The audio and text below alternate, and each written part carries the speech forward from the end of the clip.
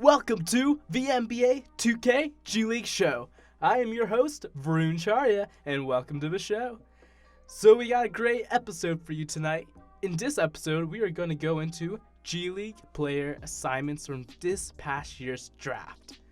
Now you're probably wondering, what is this video going to be about? In this video, like my last video from last year, about around a little over a year ago, this video I'll be covering every single draft player from the NBA, but the players I think are going to be getting assigned to the G League this year.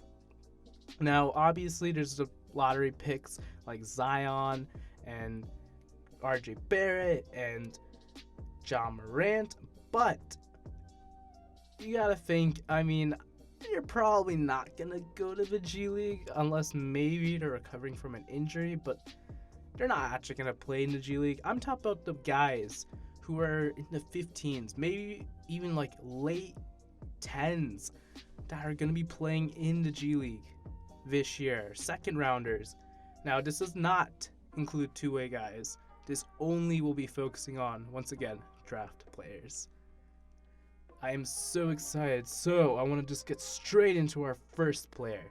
So, at number 8 in the 2019 NBA draft, there was a guy from Texas, the Longhorns. His name was Jaxon Hayes. Is Jaxon Hayes. Jaxon Hayes is an amazing shot blocker. This guy got 2.2 blocks in literally 24 minutes a game. 2.2. Now, if you round up to maybe say 36 or in college per 40, that's at least almost 3.5, maybe a little bit over. This guy can block shots. And if you saw him in Summer League when he was finally cleared to play from the whole Anthony Davis trade, he was a monster. Now, here's the reason I think he's going to the G League.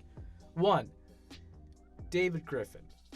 David Griffin at one point even said he definitely plans to sign Jaxon Hayes to the Erie Bayhawks, New Orleans G League team. Now, Jaxon Hayes is really good, but the thing is, this is a Pelicans team that is trying to get to the playoffs. And right now, their main focus isn't developing guys and giving them minutes. Their main focus is they gotta get to the playoffs. In order to do that, they gotta play Derek Favors over Jaxon Hayes. Now here's the thing, when Derek Favors went down, Jaxon Hayes played. And when Jaxon Hayes played, he put up 19 points against the Golden State Warriors. Now, the Pelicans did lose to the Golden State Warriors in that game, but the dude was on fire. He shot 81.8% from field goal in that one game and had 3 rebounds and 1 assist. Now, 3 rebounds in 24 minutes? Here's the thing. When he's playing in his G League games, he needs to rebound the ball. It doesn't help that Jaxon Hayes is also really skinny. A dude's 6'11", but he's 220 pounds. Most guys who are 6'11" are at least 250 pounds. Jaxon Hayes needs to get stronger. If he can get stronger, he can get so many more rebounds. If he's in the G League, his goal is that he has to be getting at least 8 rebounds or more per game. When you're 6'11", you gotta be doing that. And even with the Pelicans having Zion Williamson, Jaxon Hayes and Zion together, you have to understand Zion is already 6'6", maybe 6'5". If you think about that and put Jaxon Hayes, who already might not be able to rebound, that's going to be really bad for the Pelicans in terms of rebounding. So, Jaxon Hayes has to work on his rebounding. The dude can totally block shots, and that's one of his strongest things. Now, here's the next thing about Jaxon Hayes in the G League. Jaxon Hayes needs to be getting at least over 3 assists per game. Yes, that is low, but here's the thing. Jaxon Hayes only had 9 assists in college. 9. Jaxon Hayes' passing is something that really needs work, but if Jaxon Hayes can improve his assists, that's going to be a really vital part of his game as well. Now, this Pelicans team has shooters, so if Jaxon Hayes is in the post, he needs to be able to pass the ball out to those shooters so they can shoot the ball and make the shot. So Jaxson Hayes needs to be getting at least over 3 assists per game. And also, he needs to make jump shots. He doesn't shoot a lot of them, but if Jaxson Hayes can make jump shots, at least making about, let's say, 20 to 30 jump shots in the G League, I mean, that's improvement right there. Mid-range shots, it just takes time, but he has to improve on that. So in conclusion, Jaxson Hayes needs to get more than 3 assists per game, shoot over 20 mid-range shots in the G League, and should get over 8 rebounds per game in the G League. Once again, Jaxson Hayes, phenomenal player when he played in Summer League, but now he's in the NBA and he's got to show it. Cam Reddish. Now you're probably wondering, seriously, Cam Reddish? Dude, what are you talking about? Okay, here's the thing, right? So Cam Reddish, has not been playing a lot of games going into preseason. I mean, he didn't play in Summer League. So if you really think about it, because of his injury in Summer League, not playing 5-on-5 basketball since pretty much the tournament at Duke, he hasn't played a lot. Now, yes, he is playing in the regular season games. He is starting. So you're probably thinking, dude, if he's starting, then why would he go to the G League? I only think he's going to play one game. That's it. Only one game. And of course, I have to include that in this video, even if he plays one game, because I am predicting that. Now, here's the thing about Cam Reddish. Stuff he needs to improve on. Cam Reddish is pretty turnover prone. He still needs to continue to work on his passing. He still needs to continue to work on his vision. But he isn't a bad playmaker. He can make plays. But if he can improve on his assists and he can cut down his turnovers, that is what's going to be important. Of course, if he plays one G League game, that's kind of hard to judge, obviously. But playing in the NBA, he needs to cut down on his turnovers to really avoid going to the G League. Now, you have to also think, a guy named Kevin Huerter did not play in the G League last year at all. The guy ended up getting injured a lot, but the thing is, Kevin Huerter became an all-NBA rookie team player. That was how good he became. So I think there's a potential chance that Kevin Huerter could take Cam Reddish's spot in the starting lineup eventually. Cam Reddish, even though he does flow kind of with Trey, I mean, you gotta think, if you put Cam Reddish next to Trey can shoot, but you put another playmaker next to Trae Young who can just shoot the ball, I mean, that's still a pretty good lineup. But if he slacks, if Cam Reddish isn't knocking down his threes, which is another thing he needs to continue to work on, his consistency from three, then that might hurt him, and Kevin Huerter could definitely get that chance and definitely could take that spot. And on top of that, they have DeAndre Bembry, they have Vince Carter, but most probably they have also DeAndre Hunter.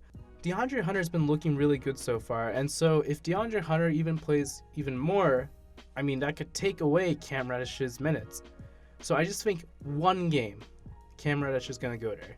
So I'm not going to give you a list of points and assists and three-point percentage that he should be hitting if he's in the G League, because I just think he's going to play one game. But he needs to get better consistently. All right, we are going to move on to our next player, Cam Johnson. Now you're probably thinking, Cam Johnson, the guy that everyone was surprised about, even his own teammate Kobe White surprised about when he went 11 in the lottery? Yeah, that Cam Johnson.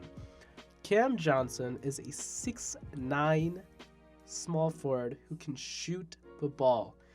This guy at North Carolina shot 46% from three his senior season. Now, in addition to that, he also shot 57% from the field goal percentage, which also includes an improved mid-range game. Cam Johnson is the guy that you can literally throw the ball at the corner, and he's the guy who's going to make the three. He also reminds me of someone. His name? Oh yeah, James Jones, the GM of the Suns. Really liked what he saw in him. Now here's the thing about Cam Johnson. He has been impressive a lot during the preseason. And so I do actually wonder if he will maybe go to the G League. It did not surprise me last year when we did see Mikal Bridges not even play one game last year in the G League with the Suns. So I do wonder if Cam Johnson will go. I think Cam Johnson will play one game in the G League, only one. But players ahead of him are Kelly Oubre Jr. and Mikal Bridges. So those are two big guys. And I definitely think those players definitely have a better edge over him. Here's the thing. Cam Johnson's game is only that he can shoot the ball. That's it. Yes, he can drive in, and he is pretty tall. He can get rebounds, but that's what he needs to work on. He needs to improve on getting to the rim, drawing fouls, making his layups. These are the big things that Cam Johnson really needs to work on, because he can shoot the ball, but if he can get in the paint, that is the next step. Also, Cam Johnson is very skinny. He's 6'9", once again, but also he's like 200 pounds.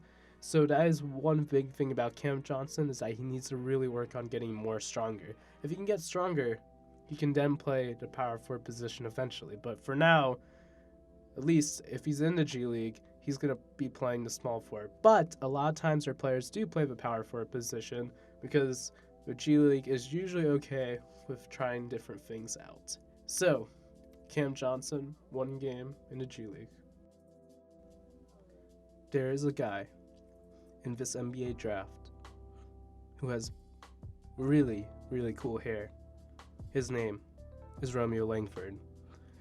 Now you're probably thinking, Romeo Langford, what, number 14 for the Boston Celtics? Celtics fans are pretty mad. Didn't get Tyler Hero because the Heat picked him up, so they got Romeo Langford instead. What's wrong, right?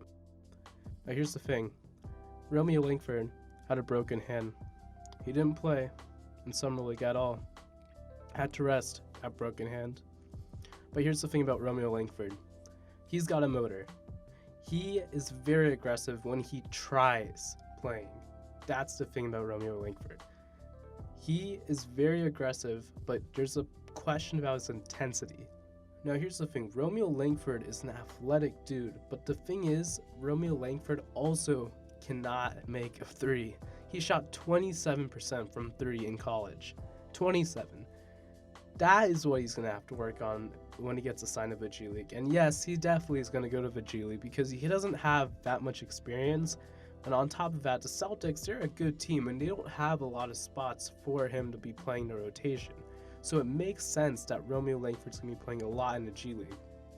And I know he's going to embrace that role, but the thing is, he needs to show every single night why people need to know the name Romeo Langford. Because Celtics fans gotta get excited about Romeo Langford. As soon as Romeo Langford starts knocking down his threes, as soon as he starts working on his mid-range game and pretty much every part of his shooting, this guy's going to be big. If he can make his shots with that athleticism, that's going to be key. The next thing about Romeo Langford is he needs to cut down on his turnovers. The guy just makes bad passes, he tries going through double teams, and unfortunately his ball handling just doesn't work, so that's something he's going to have to get stronger at. A good prediction for Romeo Langford in this G League season, at least for the three, probably be shooting about 33 to 34% from three. If he can be doing that on at least over 3 makes a game, that is very, very good improvement and very good optimism for Celtics fans. Turnover-wise, should be getting at least 1.5 turnovers or less, 2 at the max, but should do everything he can to do less than that. So, Romeo Langford, this is your challenge. At the number 15 pick, the Detroit Pistons selected Sekou Doumbouya. That took a really long time to get his name right, but here's the thing about this guy. He is raw, like very, very raw. He pretty much is new to basketball. He only started playing basketball at the age of 12, and the fact that the Detroit Pistons got him, well, pretty much it's a project, obviously. Here's the thing about Sekou. Sekou is a project, but he doesn't really have anything he's good at. He can do a little bit of everything, but he's not a master of all of it. And here's the thing, if he can improve on each one of those things, this guy is going to be good. He's 6'9" and 230 pounds.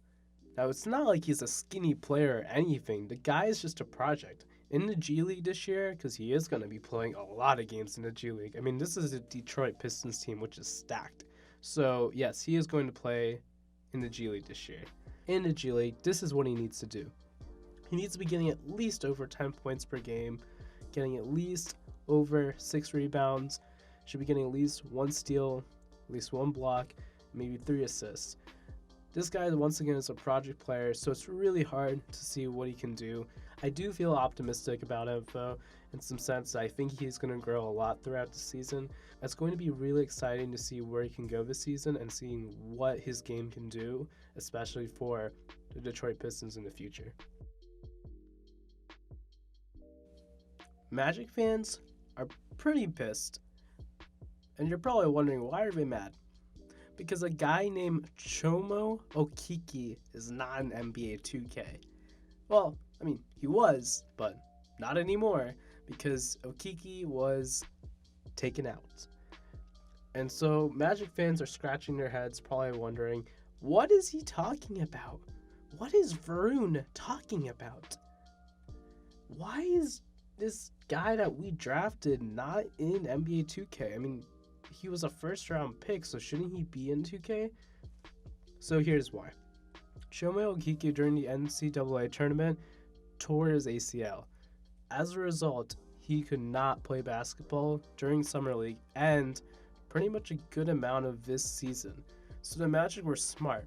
They didn't want to sign a guy which they couldn't really use, because I mean, this is a team who's trying to right now get into the playoffs and they want to get each spot right. So they didn't want to have a guy on their roster which really was just going to be injured and not going to be able to play. So they did a really smart thing. They didn't sign him to a rookie contract. They ended up redshirting him so then they can sign him next year. So right now he's technically playing only for Lakeland, Orlando's G League team. So technically he's not even in the NBA, but the Magic have his rights. So no team can pick him up, but right now he's just trying to recover. Now, if he plays in the G League this year because of his ACL injury, which we'll see, I mean, this guy, when you watch him, you're going to see there's a reason the Magic drafted him. He's a small forward, but the thing is about this guy is he's 6'8", 230 pounds, but he is a defensive monster. I mean, in per 40 minutes, he can get like 2.5 steals and over like 1 block per game. That's the thing about this guy that Orlando really likes. They got a guy who can be a really good defender for him in the potential future. But he has some issues offensively. He still needs to continue to work on driving in the lane.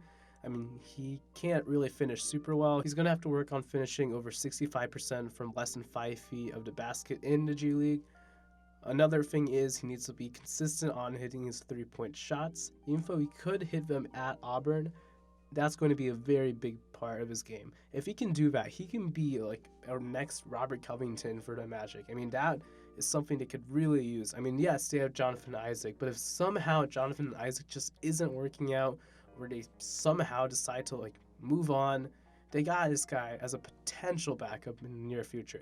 And hey, he can also play the power forward position. So I think this is a good pickup, and I think it was really smart for the Orlando Magic to take this guy and stash him for 1 year. Our next player is Shai Gilgeous-Alexander. His cousin, Nickeil Alexander-Walker, yeah, I know, Shai Gilgeous-Alexander's cousin now is an NBA player. Now, Nickeil plays for the New Orleans Pelicans, and here's the thing, the Pelicans officially now have their own G League team. Technically, I mean, last season, they didn't have a team. Technically, it was more like Denver and Portland where they'd sign players pretty much anywhere. But this is a new team. This is a team after Anthony Davis. This is a team which is a lot younger. So like I had mentioned earlier with Jackson Hayes, this guy, pretty much Nickeil Alexander-Walker, is going to be a really important player for his Pelicans team. He's a multi-positional guard in the sense that he can play point and he can play shooting guard. But he's a really strong point guard, and that's the thing that's really good about him. but also he doesn't get a lot of assists for a point guard, so that's where he can go back to playing a shooting guard position. But also another thing about Nickeil Alexander-Walker is that the guy cannot finish in the paint. That's where he struggles a lot, is finishing in the paint and he's not able to draw contact. It doesn't really help that he's also not the most athletic player, but I would definitely say he's getting more athletic based on some of the highlights that you've seen in these videos.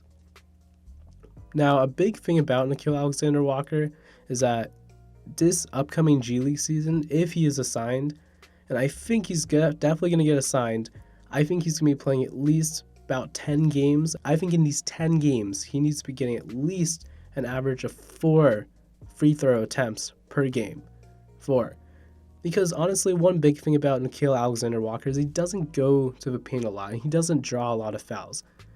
And on top of that, I mean, he's a good player defensively, and he's also a very good ball handler, so I think that's not a big concern. And of course, getting in the lane, making his layups. I mean, if he can shoot at least over 65% from 5 feet or less in the paint this upcoming G League season, I mean, he's going to be phenomenal, and he can either play point, he can play either shooting guard.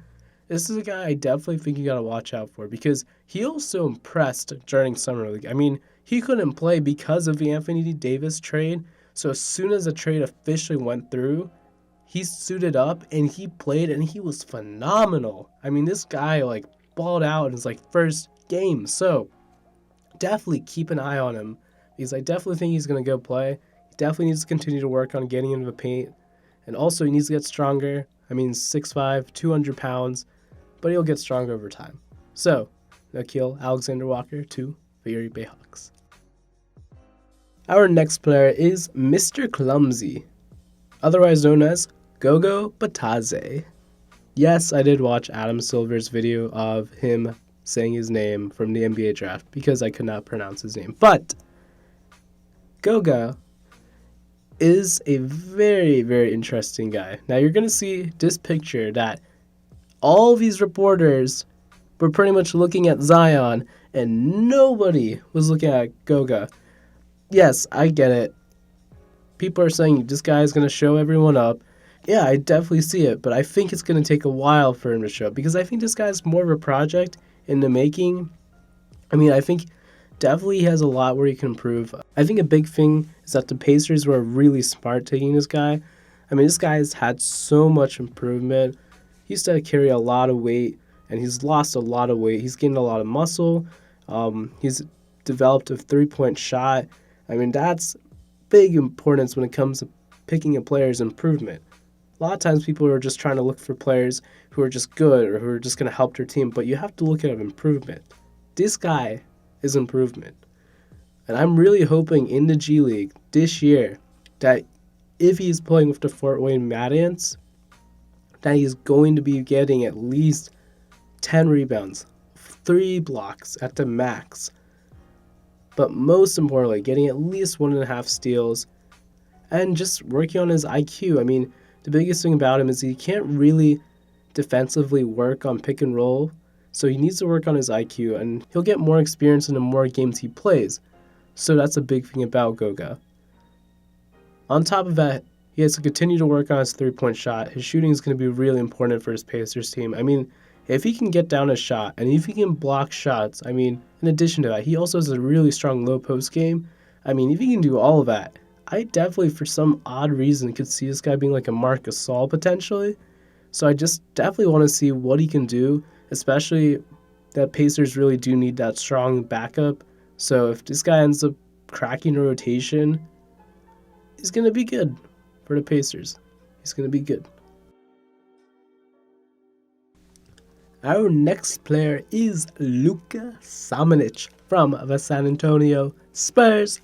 Okay, Luka Samanic is a 6'10" power forward, but he's like 225 pounds. Here's the thing about Luka Samanic. Now, the guy can shoot the ball sometimes. He's inconsistent, but he can shoot, and he still has a way to go if he wants to improve there. He's very raw. Don't get me wrong. He is very raw. He will definitely, without a doubt, because we're talking about the Spurs here. The Spurs' strategy when it comes to their players, if you look at Derek White, if you look at DeJounte Murray, if you look at Lonnie Walker IV, Each of these players played in the G League the year they got drafted with the Austin Spurs. So, of course, this is definitely going to be happening with Luka Samanic. And this guy's also super raw. But the Spurs definitely are really good at looking at talent. Especially with the Spurs trading away Davis Bertans. I think if Luka Samanic can develop into a potential Davis Bertans, that would be amazing. Because in a way, he's very similar. I mean, the guy can definitely handle the ball, and he's also super tall. Once again, 6'10". He's skinny, but if he can really be consistent, if he can be really good at shooting the three, or just shooting in mid-range shots, this guy could be a really good replacement for Davis Bertans. But a big thing about Luka Samanic is he also needs to get stronger. He needs to improve on his post game. And of course, he needs to work on his defense. He needs to be at least getting about a block per game and about a steal per game, averaging at least 15 to 16 points per game and shooting above 35% from three would be a good, ideal stat line for him this season. So Spurs fans, get excited about Luka Samanic. Our next player is Jerome, otherwise known as National Champion of UVA. So, Jerome, he is a very strong offensive player. I mean, if you look at the tournament, times where he just pulled up, made a shot, what a good point guard right there, right? But here's the thing about Jerome. He needs to also work on his defending. He should at least be getting about over a steal per game and also, if possible, at least almost a block per game. That would be great. A big part about Jerome's game is he needs to be getting at least over 6 assists per game when he's playing for the Northern Arizona Suns. You're probably thinking, the dude didn't even go into talking about the Phoenix Suns. Why would I talk about the Phoenix Suns in this video? Because I know that the Suns have too many point guards. So of course Jerome's gonna go and play for the Northern Arizona Suns. It's just gonna happen. And of course, Jerome also needs to continue to get better at drawing fouls so he can shoot free throws because he's a good free throw shooter. While he was at UVA, in an average, he shot 79% from free throw. So Jerome definitely has potential. Unfortunately, once again, the Suns are blocking his way of getting there. And if he can get over 7 assists while he's playing with the Northern Arizona Suns, even better improvement on his passing. Really, at this point, the Suns honestly just need a guy who can come in and play point guard that's young, behind Ricky Rubio. But Jerome, you've got a date with the Northern Arizona Suns.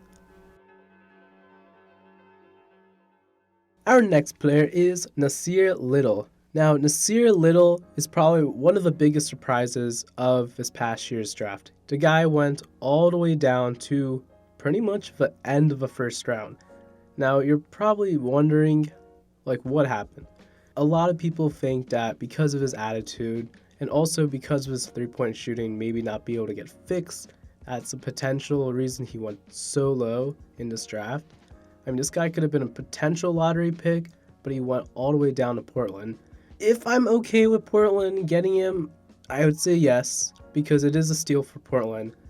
But it's Portland. Why Portland? And you're probably wondering, why am I so mad that Portland, out of all the teams in the NBA, all 30 teams in the NBA, the 24 teams before that could have drafted him, why Portland?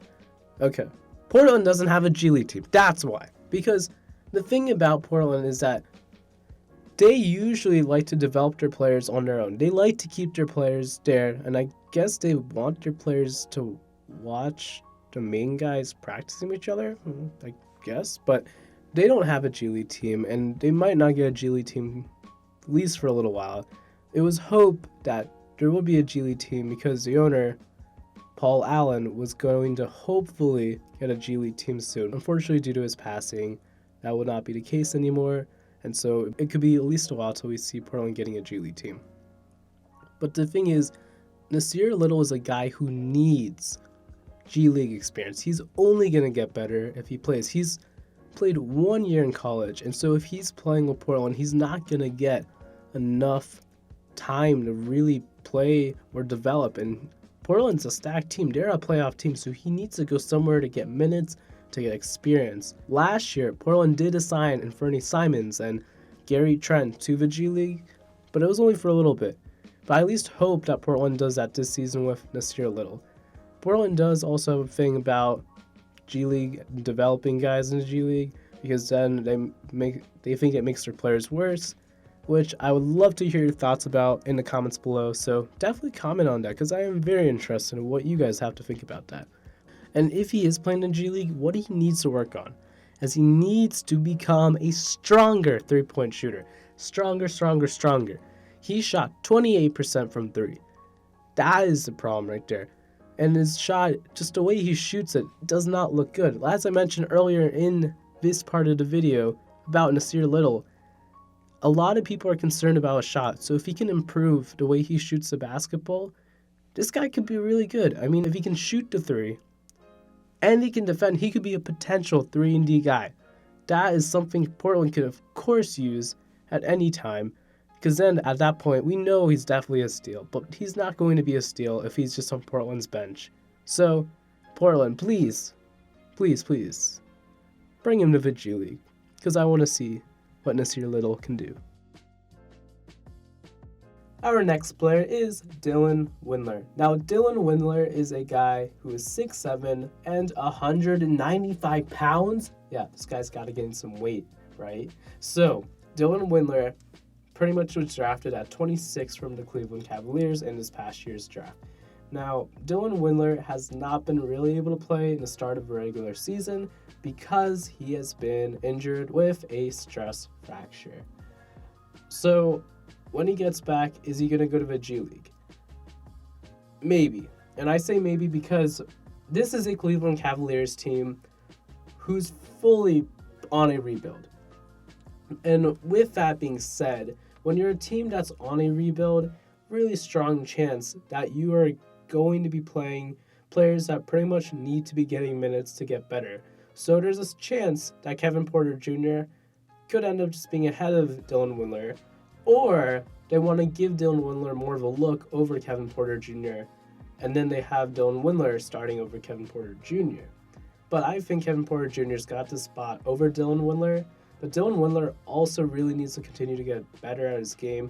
The dude can shoot, but he has to stay consistent if he's going to end up playing in the NBA. And so that's a big part where the G League comes in, is he needs to be consistent. On top of that, he's going to have to continue to get better at finishing in the paint. I mean, he can get to the free throw line. He did get about over 4.2 free throw attempts per game at college during his senior season. But another big part about Dylan Windler is also he's already 23 years old. And so that doesn't help, and he is pretty close to his ceiling, so that does kind of cause some issues in terms of his potential.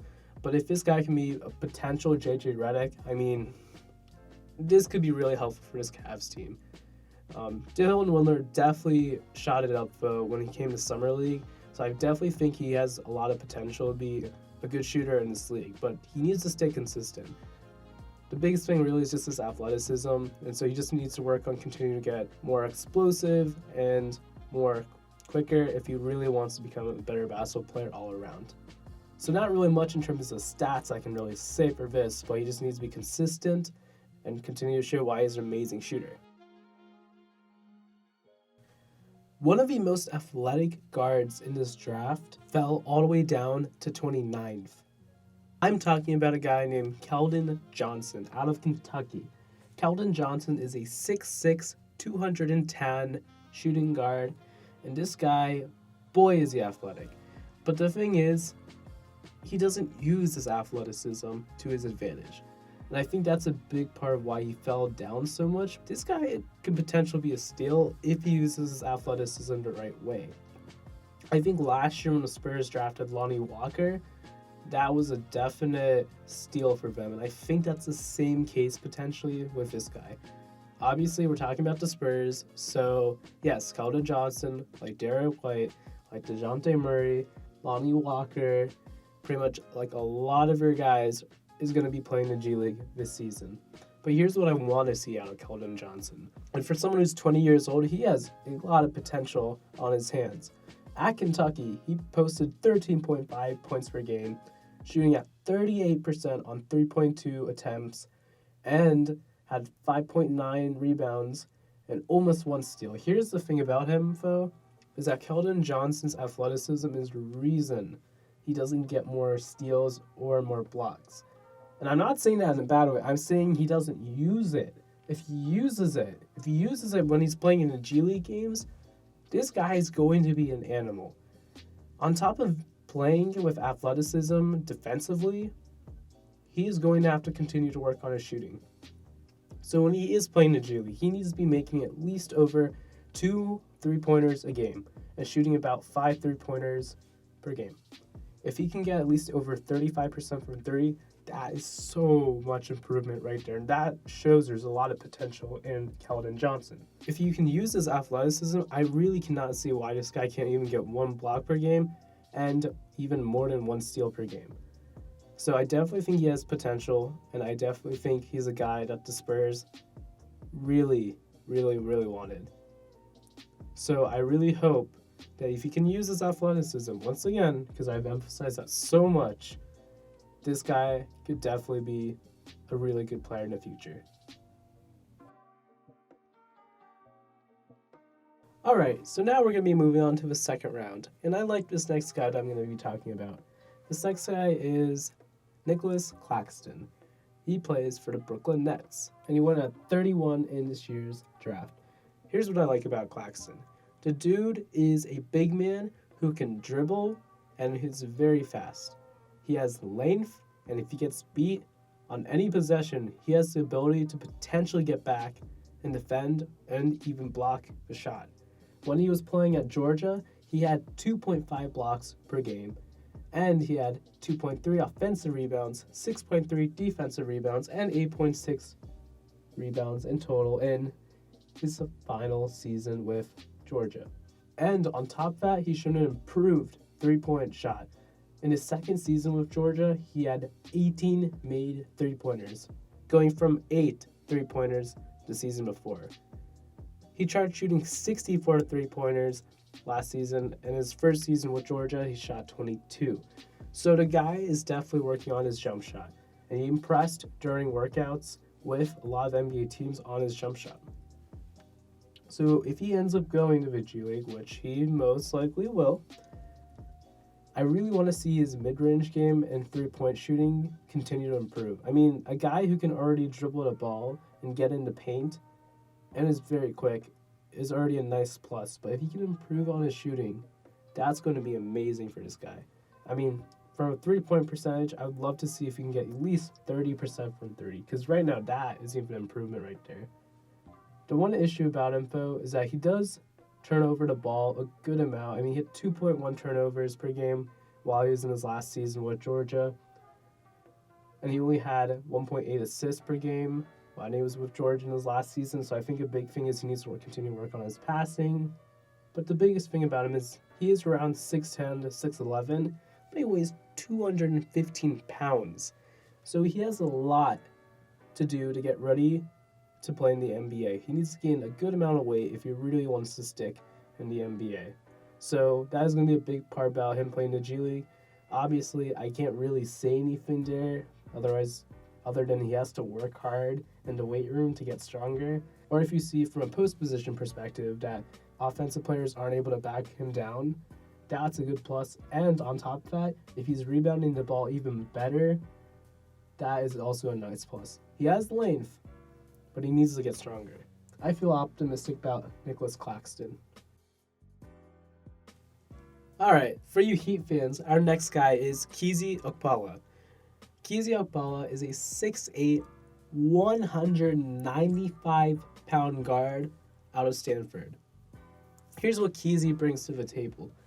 He is a guy who is very fast when it comes to dribbling the ball and can pass it out, has the potential to guard pretty much a lot of positions because of his length, can potentially shoot the ball at times, can pretty much pass the ball, can rebound a little bit. So this guy, in my mind, is a guy who can pretty much do anything, but is not a master of anything. what he needs to do when he gets assigned to the Sioux Falls Skyforce. Okpala's biggest weaknesses is that he doesn't really defend the ball well. I mean, for a guy who is 6'8" and with his length, he only got 0.8 steals per game and not even 1 block per game while he was at Stanford. That is something that has to improve when he's playing in the G League. He needs to be getting over 1 steal per game and over 1 block per game. The guy can definitely play, and he needs to continue to improve on his three-point shooting and pretty much any part of his game. But the defense, that is the biggest thing about Okpala. Another big thing is that he turned the ball over a lot at Stanford. In his last season, he had 2.8 turnovers per game, and he only had 2 assists per game. So yes, he can pass the ball out, but he needs to work on his passing if he's going to be playing with the Skyforce. A good range for passing would be like less than 2 turnovers per game. So if you can do like little things like that to just get better as a player, this guy could definitely be a very strong player in the future. So, Okpala, continue to work on every part of your game, man. Most importantly, your defense, because that's what fans really love. Our next player is Bruno Fernando. Bruno Fernando is a 6'10", 240-pound guy. So, Bruno Fernando, a guy who came out of Maryland last year, getting 13.6 points per game, 10.6 rebounds, and about 2 blocks per game, and 30 minutes per game. He's definitely a true center, without a doubt. But what he needs to continue to work on, like a lot of, old centers now, because now the NBA is focusing on newer centers who can shoot the ball. As a guy who's more of an old center, he needs to really shoot the ball more and better, and he needs to improve on his passing. But going back to shooting, he can shoot about 10 to 15 feet from the basket, but he needs to shoot three-pointers, and he has to get better with that. Things like that does take time, but if he can really show his mid-range game and potentially shoot some threes, that's good enough when he's playing in the G League. You're probably thinking he's going to be going to the G League, yes, because the Hawks already have a lot of guys who are at center who can pretty much play in front of him, pretty much like guys like Alex Len, Damian Jones, and John Collins potentially. So they do have a bunch of guys who can potentially just play right in front of him. So he's definitely going to be going to the G League. In the G League, I do hope that he can be shooting at least over 25% from 3 and maybe shooting 1 to 2 attempts per 3. If he can just do things like that, just little minor things to improve his shot, that's improvement right there. On top of that, he has a mid-range game he can definitely work on. I mean, if he can shoot over 35% from mid-range, that's going to be also really good news for Hawks fans. Now, the big thing about him, though, is he does have good ball handling, but he isn't great at passing. He did get 2.8 turnovers, and he had 2 assists per game while he was at Maryland. So obviously, when you have more turnovers than assists, it means your passing needs work. He doesn't have a great intuition when it comes to passing the ball out of double teams, rather than he just tries to go and put it into the basket rather than passing it out. So if he can throw the ball out to a guy on the corner and the guy can shoot the ball, just little things where he can open up his range, open up his vision, and pass the ball out more and cut down on his turnovers, that's going to be important. If he can get 3 assists per game, maybe 4 at the max, and get less than 2 turnovers per game, that's going to be amazing. So, Bruno Fernando, I think Hawks fans are really excited. We got to continue to do the work, my man. Our next player is Caleb Martin. Yes, Caleb? Wait, or is it Cody? Is it Cody? Wait. Oh, yeah, right, because there's 2 twins on the Charlotte Hornets roster. Yes, Cody Martin, the guy who was drafted by the Hornets in this year's past draft, has a brother named Caleb Martin, who unfortunately did not get drafted, but he impressed a lot during the preseason and got himself a regular season spot with his brother. But I'm going to be talking about Cody Martin because this is the guy who actually got drafted by the Hornets. So, Cody Martin. It's tough for me to see weaknesses with this guy because I think he's a really phenomenal player. He kind of reminds me of Derek White in a sense, a guy who pretty much came out of nowhere. What I like about White and Martin is that they're both guys who transferred to a different school, and they really impressed when they were in that new school program. What I like specifically about Martin is he's definitely a player who can do anything, but he can't master all of it yet. I mean, the fact that the guy in his last year with Nevada shot 12 points per game, but had 1.4 steals, 0.7 blocks, 4.5 rebounds, 4.9 assists, shooting from 36% from 3 and over 55% from the 2-point percentage. This guy can pretty much do anything, but what he needs to do is master all of it. So yes, he is going to be playing in the G League just because I know Mitch Kupchak did say that originally when they drafted him, that these are guys that are going to be going to the G League, going to Greensboro, or playing with the Hornets and getting minutes. But this is definitely the guy who I think has a really strong chance of becoming a really good player. Even his brother too, but I really think that Cody Martin shows a lot of different aspects all around as a player, that he has potential. He just needs to make sure he can lock it down. And now we finally get to the Chicago Bulls. We haven't had a chance to talk about the Chicago Bulls yet, and here's why. Now that we do, let's talk about a guy named Daniel Gafford out of Arkansas. Now, the thing about Daniel Gafford is he reminds me a lot of Clint Capella. I don't know why, but he just does. Clint Capella was a really young guy in the G League. I remember watching his G League games when he were on YouTube. He was a guy who blocked shots, who could rebound the ball, and pretty much was an alley-oop and dunker guy. Very similar to what I see Daniel Gafford. But I also think a big difference about Daniel Gafford and Clint Capella at that time is that Daniel Gafford has really improved as a post-position player. He's definitely gotten stronger as a player. But when he played in his last season with Arkansas, and 28.7 points per game, he had 8.7 rebounds, which is very impressive because when you look at his per 40-minute stat line, he had 12.1 rebounds per game. So the guy can definitely rebound the ball, and he can definitely block shots. So that's going to be a big thing about Gafford. But he needs to continue to get stronger if he really wants to stay in the NBA. I really think that if he has a phenomenal and strong season with the Windy City Bulls, he's going to definitely get a chance next year because this is a pretty weak Bulls team. And I think if the Bulls miss the playoffs, he is definitely going to play in the playoffs for sure. And he's going to definitely dominate, and he's going to turn heads, and people are going to be like, who is this guy? And then he's going to probably get a good amount of minutes next season, maybe behind Wendell Carter Jr. I definitely think he has a lot of strong potential. The only big thing about Gafford is he needs to work on shooting. I mean, he doesn't shoot any threes. Gafford can shoot the ball this season in the G League and be shooting at least mid-range shots for all I can say. Shooting at least over 30% from mid-range. Just little things like that can be improvement for Daniel Gafford. Our next player is Justin James, coming out of Wyoming. Now, he was drafted at 40th in this year's past draft. What I like about Justin James is he's a guy who definitely could become a really good player in the sense that he is a 6'7", 190 small forward.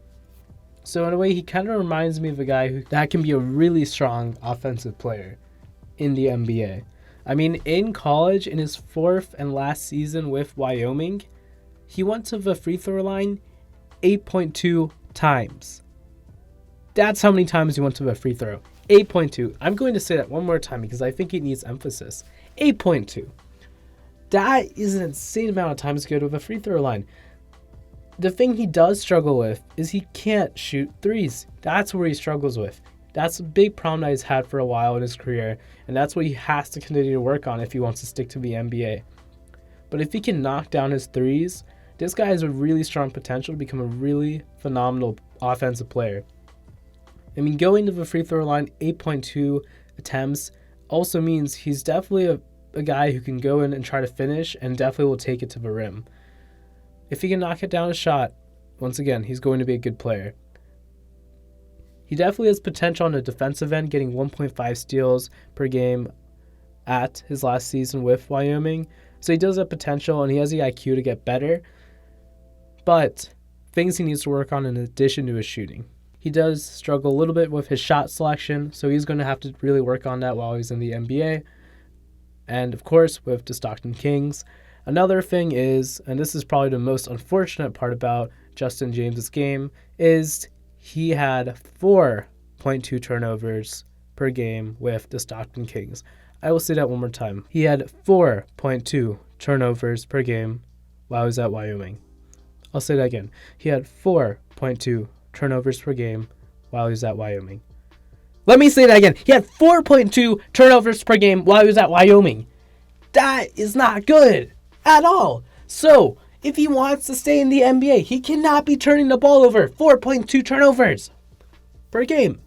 Look, that has a lot to do with better passing, better ball handling, and of course he has some of those skills, but that's something he's going to have to work on. Because yes, he did get 4 assists in his last season with Wyoming, but 4.2 turnovers just completely erases all of those assists that he pretty much got.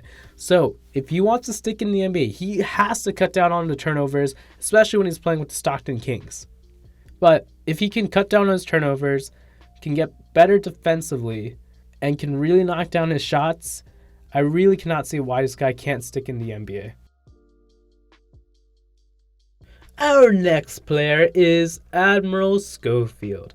Admiral Schofield is a 6'6", 241-pound guy out of Tennessee. I will say that one more time. He is a 6'6", 241-pound guy out of Tennessee. I emphasize the 241 because that is just insane.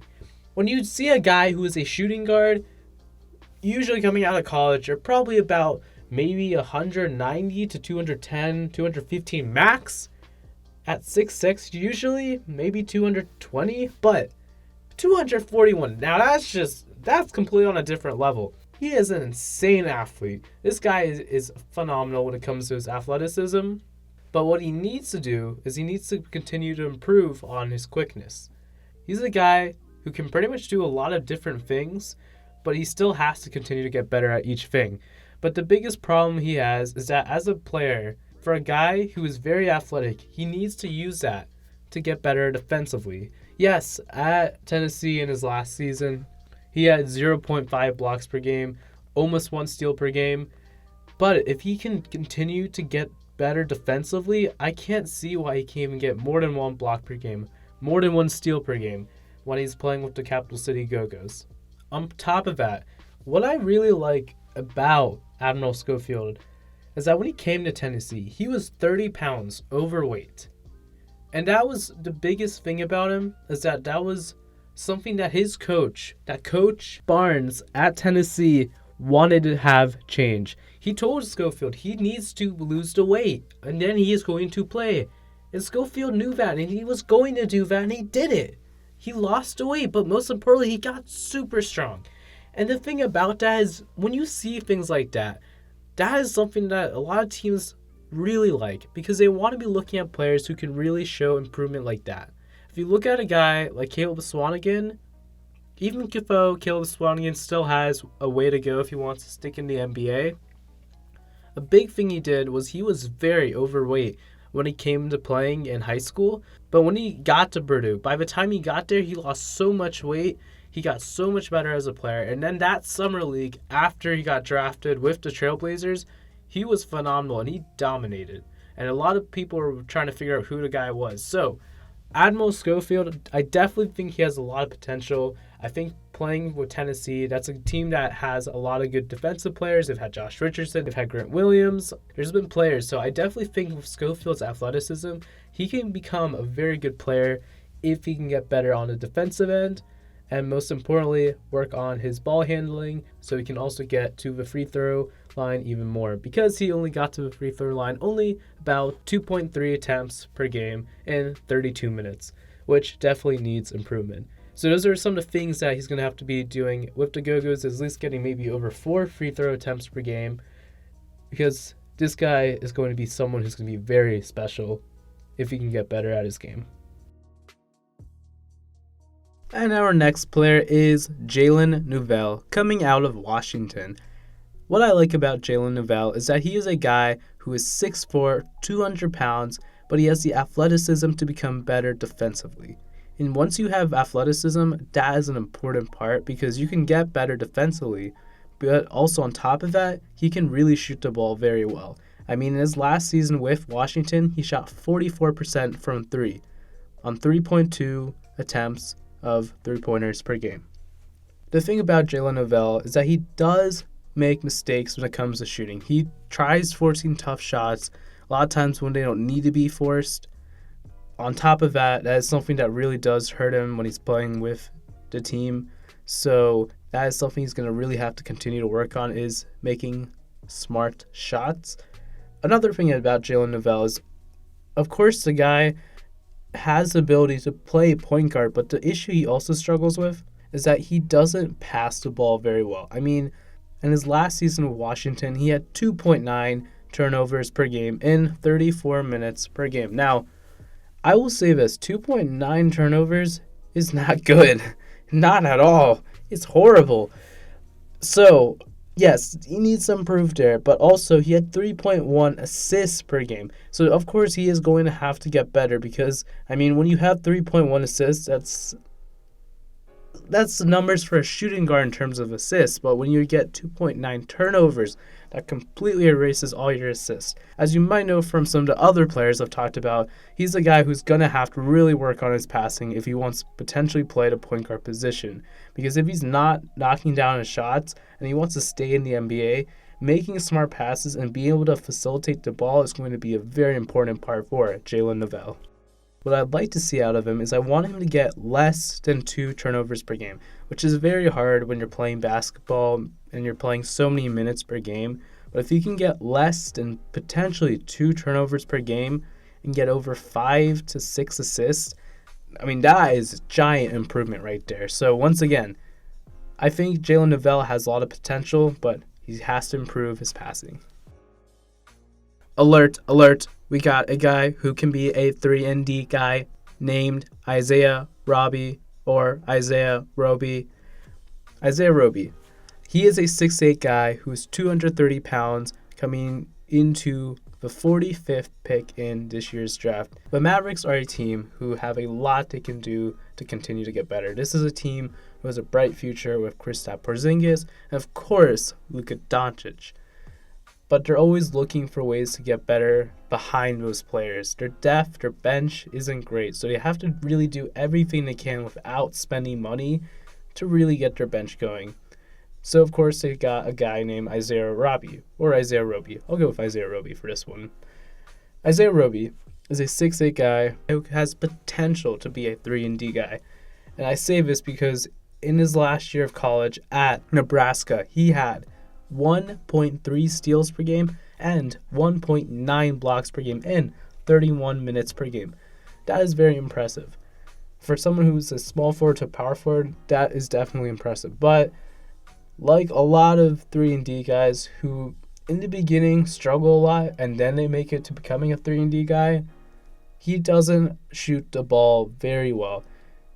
In college, in his last season with Nebraska, he had 28 threes the entire season, shooting 2.4 attempts, but only shooting 33% from 3. He's definitely going to have to improve on that if he wants to stick to the NBA, because once again, this guy has the length, he has the potential to become a very good 3-and-D guy, and I think that's something the Mavericks are really looking for. I mean, they've got guys like Dorian Finney-Smith, Tim Hardaway Jr., Justin Jackson, Courtney Lee, but if they can get a guy who has the potential to become a 3-and-D guy, who could get better than Dorian Finney-Smith, I mean, that is going to be giant for this Dallas Mavericks team who's trying to get back to the playoffs and who's trying to become a championship team. They definitely need all the help they can get behind Luka and Kristaps, so they're going to need a lot of help in their bench. But what I want to see out of Isaiah Roby is he needs to continue to get better offensively.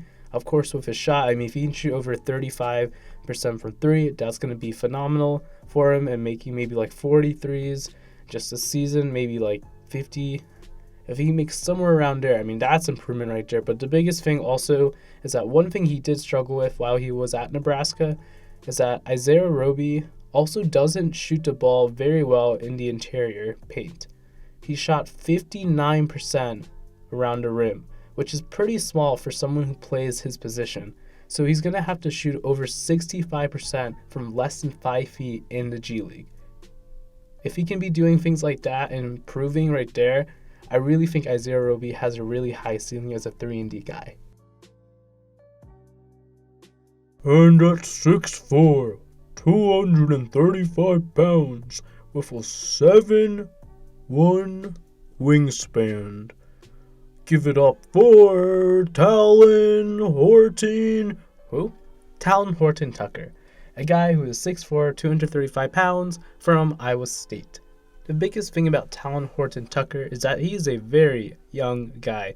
I mean, he only played 1 year with Iowa State, and in that 1 year, he shot 30% from 3, 63% from free throw, 4.9 rebounds, 2.3 assists, had 1.3 steals, 0.7 blocks per game, and had 1.7 turnovers, and had in total 11.8 points per game. I really like this guy because of how young he is. A guy who is 19 years old who can get almost 23 blocks in one season, 45 steals in one season. That's impressive to me. But what also is not impressive to me is that he also cannot shoot the ball. I mean, 30% from 30, that has to improve. But most importantly, his free throw percentage is just awful. I mean, 63% from free throw, that has to get better. And it will get better. I know it will. But the thing about him is that for a guy who's played 1 year in college, he's going to play in the G League without a doubt. Of course, he's going to play with the South Bay Lakers. But what does Talon Horton-Tucker need to do to maybe take that next step in maybe 2 or 3 years to get to playing with the Lakers? Well, one, he has a phenomenal wingspan. I mean, 7'1" wingspan is phenomenal. It's crazy. And the fact that he can use that to defend is just a good move from the Lakers for drafting him. But he is 230 pounds. That is insanely strong. I mean, he is below Admiral Schofield, but he is at least the second strongest player when it comes to being a shooting guard in this draft. So that is one strong thing to definitely be looking at there. Now, a big thing besides his three-point shooting is that he also needs to continue to work on getting better at his ISO game. A lot of times when he was playing down in the paint, he would force shots, and a lot of times he'd also, even from outside the paint, make bad quality shots. And that's something he's going to really have to work on. He has a very slow jumper, and if he can get quicker on that or can fix it to make it more smooth, that is going to be great. With a wingspan like that, if he can become the guy who's super athletic and can shoot the ball and make good shots and defend, I cannot see why this guy can't stick in the NBA. I mean, he has so much potential. So I really think the Lakers made a smart move by drafting him. What I want to see out of him when he's playing with the South Bay Lakers, I want to see confidence, and I want to see him shooting over 35% from 3, getting over 1 block per game and 1 steal per game, and also shooting about over 40% from mid-range game, and of course shooting over 70% from free throw, because that is going to be great if he can get better in terms of the shooting. And of course the last thing is shooting over 65% or more from less than 5 feet in the paint in the G League. If he can do little things like that, once again, I cannot see why he's not going to be able to not work out in the NBA. Our next player is RJ Barrett's new teammate, Ignas Brazdeikis. I am hoping I pronounced that right. Ignas Brazdeikis is a shooter, for sure, without a doubt, but he has potential to become maybe more than a shooter. The guy in his one season at Michigan shot 3.9 attempts, making 1.5 threes and shooting at 39% from 3. And he shot 77% from the free throw line. So the guy has potential in terms of shooting as a shooting guard, and he is 6'7", which makes it even better. But what I really like about him is he does kind of remind me of a Luke Kennard if he can really make his shots. But the big part about Luke Kennard is he's definitely someone who's really worked to improve his defense. I mean, he still has to get better, but if Ignis can really work on his defense, I cannot see why he can't be a guy who can shoot the ball and defend at the same time. Because that is what the Knicks could really use. It doesn't help, though, when it comes to his defense, that he doesn't have a great wingspan. Once again, he is 6'7", but he has a 6'8" wingspan, so that does not help at all. He'll definitely need to continue to work on becoming a better playmaker, as he only had 0.8 assists per game while he was at Michigan. Now, let me say that 0.8 assists in about 30 minutes per game, that's pretty bad. So he really needs to get better at passing. He just needs to move the ball around. He needs to look for his teammates. So what I want to see when he's playing with the Westchester Knicks is I want him to shoot over 40% from 3. I want him to shoot over 77% from the free throw line. And I want him to be getting at least 3 assists per game. And I also want to see if he can potentially get 17 to 18 points per game. If he can do that, that'd be amazing. Just those little things. Those are the types of things that you really want to see out of a player to make big improvement. Because this guy is also very young, similar to Talon Horton, who, very young guy, is probably like around 19 years old. Definitely has potential if he can really improve while he's at the G League. And hey, the New York Knicks are awful. They suck. So no offense to New York Knicks fans, but they're bad. They've been bad for years. But the thing is that after the Knicks get officially eliminated from the playoffs, that is then when they're probably going to bring Ignis Brazdeikis in and let him play some good minutes. And I definitely think he's going to show why Knicks fans are going to really love him. At 52 in this year's past NBA draft, we got a guy named Jalen McDaniels. Jalen McDaniels is a very special guy because he is 6'10", and he is 195 pounds. Let me say that again. He is 6'10", 195 pounds. The guy is super skinny. But for some odd reason, when I was watching his highlights and looking at his stats, it kind of reminded me of a very raw version of Chris Boucher. If you look at Chris Boucher, the guy was a monster player in the G League, and he ended up becoming G League MVP. And also, the big similarities with Chris Boucher and Jalen McDaniels are that they're both extremely tall, lengthy players who are very skinny. Jalen McDaniels might not have a great wingspan as compared to Chris Boucher, but he still has a pretty decent wingspan, being at 7 feet for a 6'10" power forward / small forward.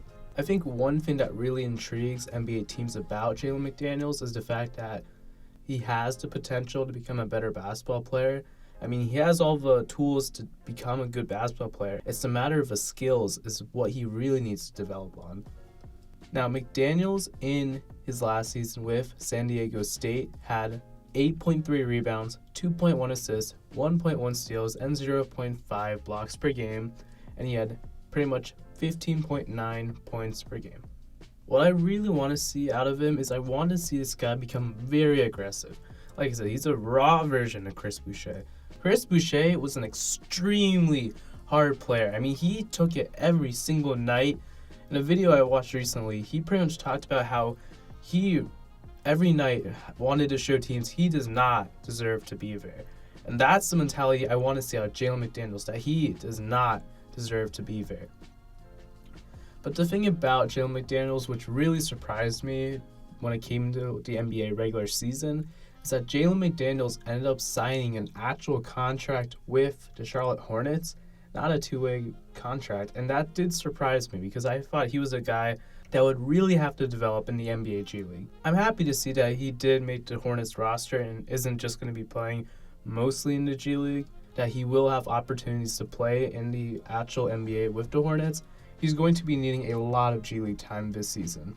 What I want to see out of Jalen McDaniels is I want to see him shooting over 73% from 3. Of course, his shooting definitely needs work. I mean, he has 32% from 3 from last season when he was with San Diego State.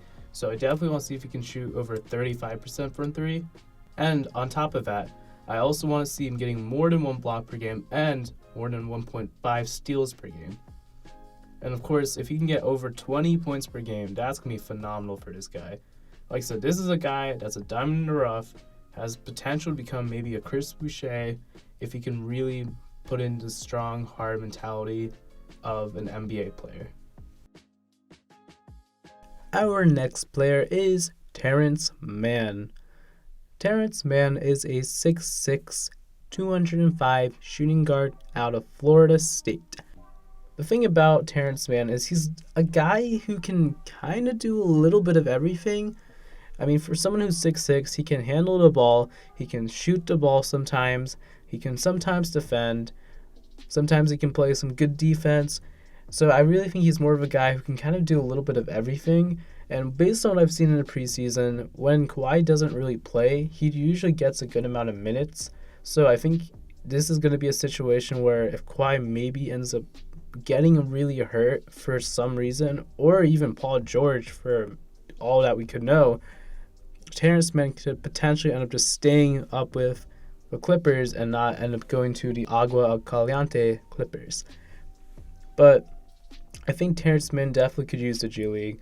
It's hard for me to really say what he can specifically improve on, but I think a lot of what I've read about him is that he doesn't really have a lot of confidence when it comes to shooting the ball. The thing about Terrence Mann is he has skills, but he needs to really work to get better at those skills if he wants to stay in the NBA. If he can improve on each of those skills, he can definitely stick in the NBA for sure. The big thing is, of course, he needs to work on his ball handling. If he can become a better ball handler and definitely show that he can handle the ball by taking the ball up in the paint, then of course that's going to be big, especially for him, and it also shows to NBA teams that they have to watch out for him. That also shows the NBA teams that this is a guy who can definitely handle the ball and has definitely been getting better at his game.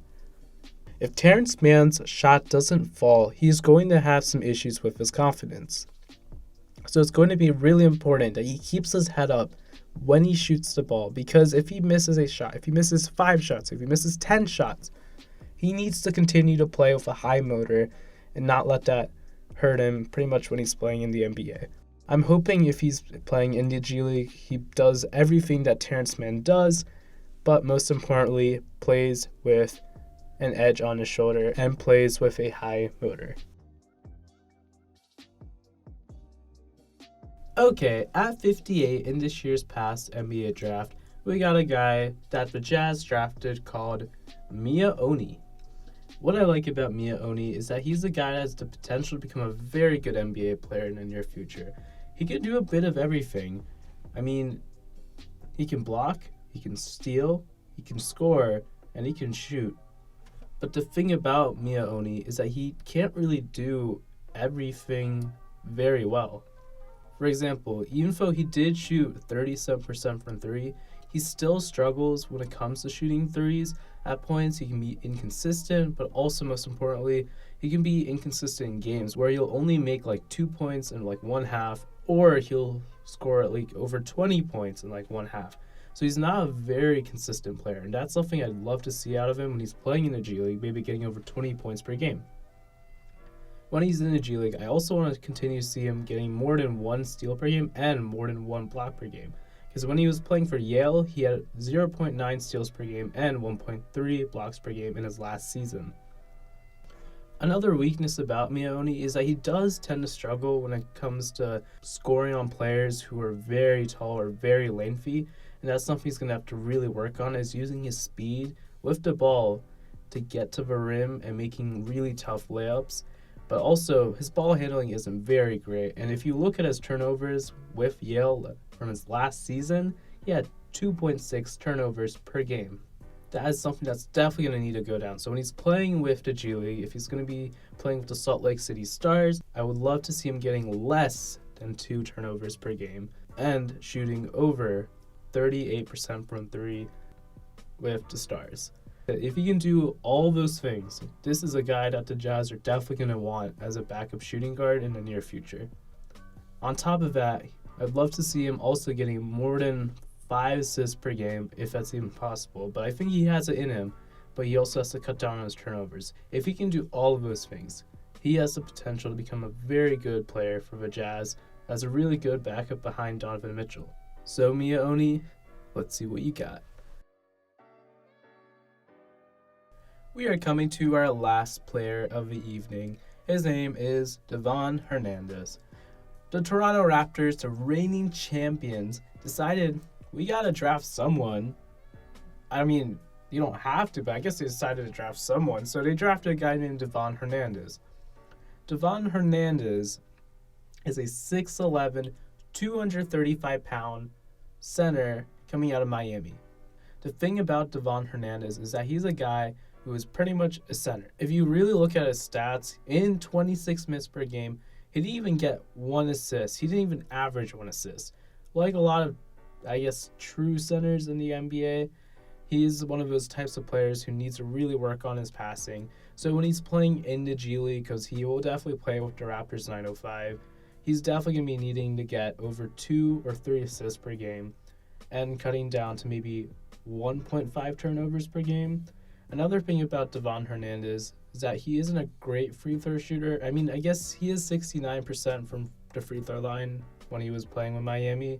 But if he can really work to get that number up, that'd be even better.